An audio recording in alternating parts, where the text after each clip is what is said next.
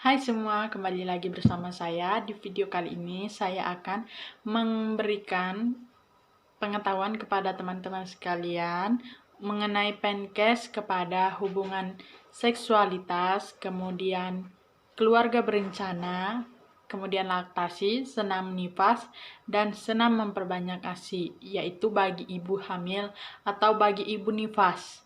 Jangan lupa untuk di-like, comment, and subscribe video saya yang kali ini, oke?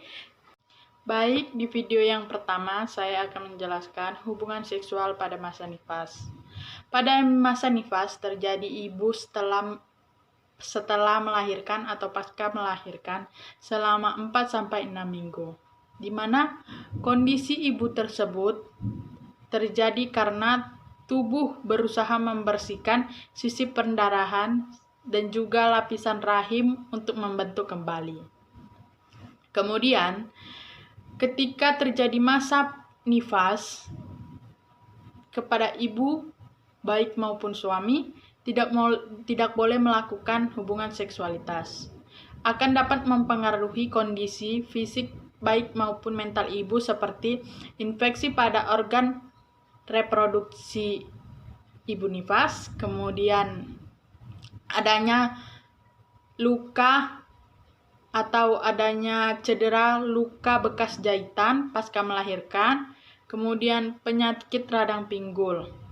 Dan kepada baik ibu nifas ataupun suaminya agar dapat melakukan hubungan seksualitas itu setelah ibu betul-betul pulih dari masa nifasnya. Dan disitulah baik ibu maupun suami dapat melakukan hubungan seksualitas kembali. Video yang kedua ini mengenai keluarga berencana. Keluarga berencana adalah gerakan membentuk keluarga yang sehat dan sejahtera dengan membatasi kehamilan. Kepada ibu-ibu nifas ataupun kepada ibu hamil, bidan juga sudah memberitahu sedikit pengetahuan tentang keluarga berencana kepada ibu nifas ataupun kepada ibu hamil agar dapat melakukan penggunaan alat kontrasepsi seperti penggunaan kondom, kemudian pil KB, kemudian disuntik ataupun IUD.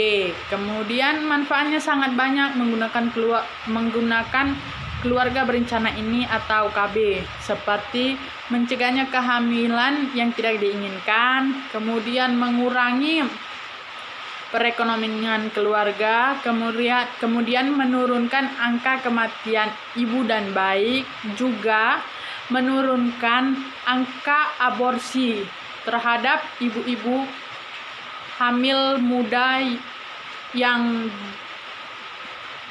hamil di luar nikah. Kemudian itu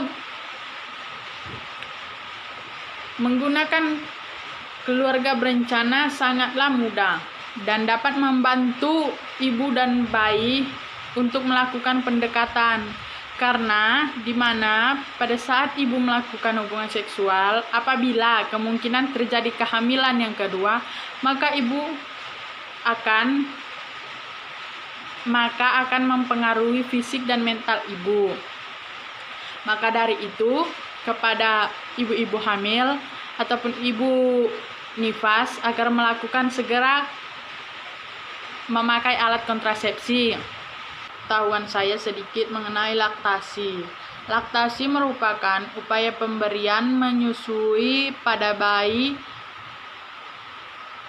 kepada ibu. Kemudian hal-hal dasar yang perlu kita ketahui pada saat menyusui yaitu frekuensi pemberian ASI atau banyaknya pada saat menyusui atau pada pemberian ASI yaitu 8-12 kali per 24 jam, atau sehari itu dapat kita melakukan pemberian ASI 8-12 kali. Kemudian menjaga kondisi kesehatan ibu. Kita juga perlu mengetahui kesehatan ibu, apakah ibu sehat atau kurang baik, serta mengatur pola makan dan gizi-gizi ibu yang perlu diperhatikan. Kemudian juga masalah pada saat menyusui seperti puting lecet, kemudian pembengkakan pada payudara, kemudian memerahnya pada puting susu, dan kita masuk pada dasar-dasar menyusui seperti inisiasi menyusui dini, kemudian mengetahui pemberian ASI, kemudian kita harus mengetahui juga posisi bagaimana cara menyusui ASI yang baik dan benar. Kemudian kita juga harus menyusui bayi minimal sampai 2 tahun. Kemudian di penjelasan yang keempat ini saya akan menjelaskan senam ibu nifas. Kepada ibu-ibu nifas perlu diketahui senam ibu nifas yaitu senam yang dilakukan pada saat ibu benar-benar pulih pada proses melahirkan, dan gerakan terdiri dari sederet gerakan tubuh yang dilakukan untuk mempercepat pemulihan proses melahirkan. Dan perlu ibu-ibu ketahui untuk manfaat pada senam nifas itu sangat bagus, yaitu yang pertama, ibu tidur lebih nyenyak, kemudian pemulihan kondisi otot-otot perut dan dasar panggul, kemudian terbebas dari rasa pegal-pegal, dan untuk membantu ibu menurunkan berat badan ibu. Kemudian bagi ibu yang melahirkan secara operasi atau sesar, itu dapat dilakukan setelah betul-betul proses pemulihan pada penyayatan atau penjahitan bagian perut ibu melahirkan betul-betul pulih atau betul-betul sembuh. Karena bila tidak sembuh total ataupun masih ada sedikit luka, akan dapat terdampak infeksi ataupun robekan bekas jahitan. Harus betul-betul keringnya ibu pada saat melakukan senam ini.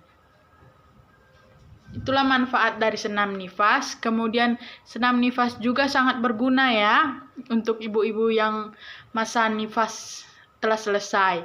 Dan buat ibu-ibu yang hamil pun juga ada senamnya. Perlu diikuti juga ya ibu-ibu agar dapat proses persalinannya nanti membantunya dengan mudah pada saat proses persalinan juga.